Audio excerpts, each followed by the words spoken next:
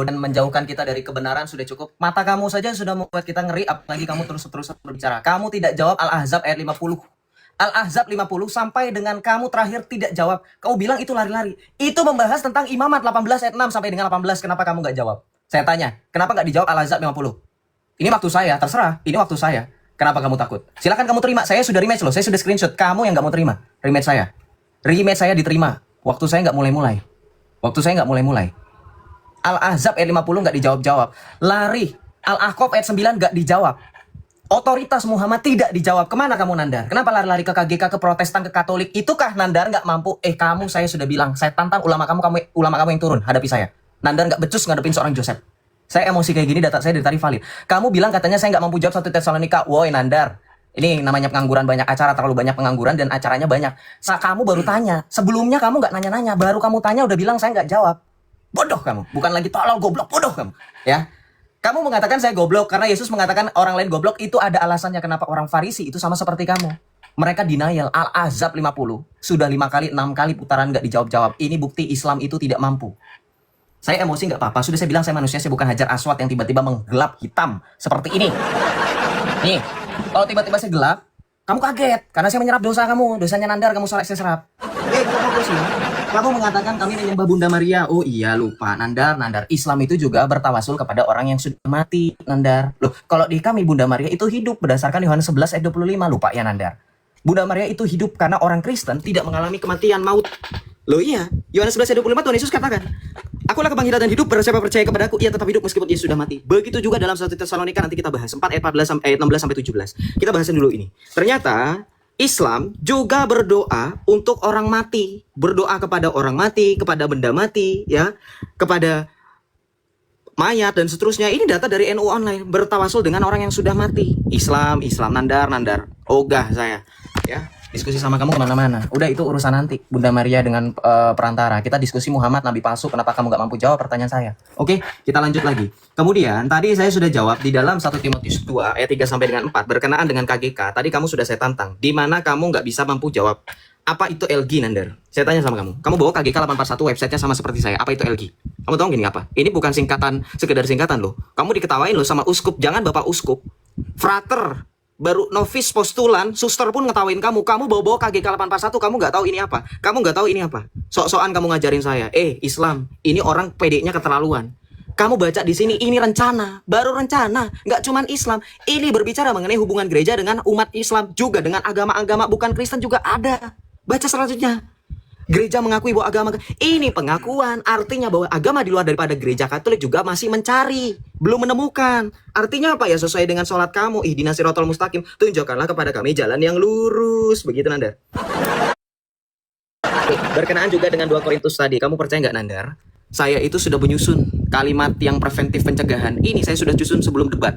Dia pasti akan mengikut ini. 2 Korintus 12-16 pernyataan yang tampak seperti Paulus mengakui kelicikan. Saya juga tahu ini tambahan. Saya sudah kasih catatan. Saya lebih pintar daripada kamu Nandar. Perhatikan, di sini pasal ini Paulus menanggapi tuduhan bahwa ia memperdaya jemaat Korintus atau memakai tipu daya untuk keuntungan pribadi.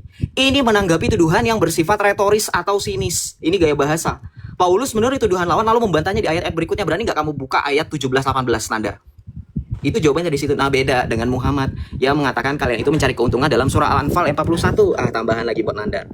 Nggak dijawab Al-Ahzab, nambah lagi. Banyak banget. Al-Anfal 41. Ketahuilah sesungguhnya apa saja yang dapat kamu peroleh sebagai rampasan perang, maka sesungguhnya 1/5 untuk Allah, Rasul, kerabat Rasul, anak-anak yatim. Perhatikan, Islam jangan denial. Kalau kamu menjawab untuk Allah dan Rasul artinya untuk orang-orang miskin, ini sudah ada bagiannya. Ini 1/5 ini khusus. Sekarang saya tanya, Nabi kamu sudah mati, kamu kasih kemana? Harta itu kamu masukkan, kamu tanam, kamu kubur. Sekarang saya tanya, ini sudah ada orang miskin dari Ibnu Sabil udah bagiannya. Sekarang kamu tambahan Al-Anfal 41. Karena di dalam 2 Korintus 14 yang tadi kamu bahas, itu berkenaan mengenai Rasul Paulus yang dituduh memberitakan Kristus demi keuntungan. Dan Rasul Paulus menanggapi dalam gaya bahasa sih. Sekarang kamu ada utang pertanyaan lagi. Saya ulangi, kamu belum menjawab sama sekali. Beda dengan saya. Oke, kamu jawab di mana dalam Al-Ahzab ayat 50 pernikahan incest, Al-Ahqaf ayat 9, Al-Anfal 41 dan mengenai otoritas Muhammad tidak terjawab. Derkon. Padahal kita membahas tentang Paulus, Rasul palsu, Nabi palsu, Mesias palsu. Tapi bahasanya kemana-mana. Ya, dia tidak menunjukkan data. Nih Cep, yang aku permasalahkan, yang kau baca itu interpretasi. Kalau aku membacakan data ayat, ya, Ini caranya berdiskusi, Cep. Aku ajarin ya. Ini ucapan Yesus. Perhatikan, Cep ya. Waspadalah terhadap ini hal pengajaran sesat. Waspadalah terhadap nabi-nabi palsu yang datang kepadamu dengan menyamar seperti domba. Kamu akui atau tidak, jujur terhadap diri sendiri atau tidak.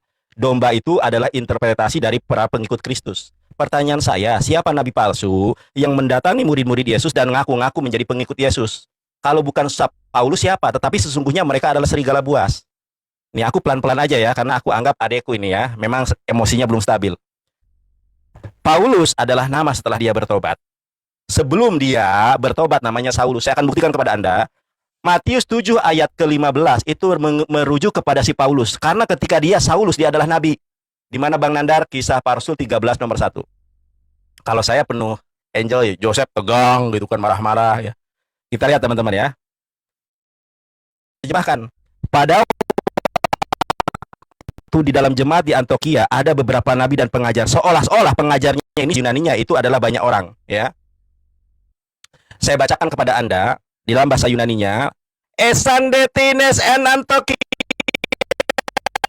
katate ausan eklesian propetai itu adalah nabi-nabi. Kai didaskaloi itu adalah para pengajar. ELAI benar-benar penyesat terjemahan. Kita lihat teman-teman dalam bubble hub-nya ya. Kita lihat dalam bubble hub KPR 13 nomor 1. Nih teman-teman ya. There were now in Antioquia in the being congregation prophets and teacher. Kamu kan bisa bahasa Inggris. Teacher ini merujuk kepada satu orang atau banyak orang. Nah, di dalam bubble hub itu ada namanya strong number-nya. Ternyata teacher itu merujuk kepada plural, banyak orang. Begitu juga prophets merujuk kepada banyak orang. Ini nih. Diklik aja nih NMP-nya. Ya, plural. Makanya Kristen itu disesatkan dengan terjemahan, teman-teman. Nih, ternyata si Paulus sebelum dia menjadi Paulus, dia adalah seorang nabi. Ini kalau kita lihat di dalam bahasa Ibraninya sama. Ya, dalam bahasa Ibraninya. Nepim yumorim. Hayu bakila aser. Be Antioquia jederkon. Ternyata nabi palsu yang menyamar jadi pengikut Yesus adalah si Paulus. Coba baca Matius 7 itu ayat ke-18-nya. Apa dikatakan begitu, Seth? Pohon yang baik tidak mungkin menghasilkan buah yang buruk. Pohon yang buruk tidak menghasilkan buah yang baik. Si Paulus itu siapa? Si Paulus itu adalah nabi palsu yang dulunya membunuh murid-murid Yesus. KPR 9 nomor 1. Pohon yang buruk tidak mungkin menghasilkan buah yang baik. Si Paulus pohonnya buruk. Bahkan diduga dia itu anak hubungan zina. Makanya bapak Paulus itu nggak diketahui namanya siapa. Ibunya Paulus nggak diketahui siapa. Karena hubungan anak gelap. Sederkon. Ya. Nah, pengajaran dari si Paulus itu dibaca Matius 7 ayat 23-nya. Ayat 22-nya, pada hari terakhir banyak orang yang menyebutku Tuhan, bukankah kami bernubuat demi namamu, mengusir setan demi namamu. Nabi Muhammad tidak pernah mengajarkan mengusir setan atas nama Yesus. Nabi Muhammad tidak pernah mengajarkan Yesus Tuhan. Dan Nabi Muhammad tidak pernah mengajarkan bermujizat atas nama Yesus. Yang mengajarkan semua itu adalah nabi palsu dari Tarsus.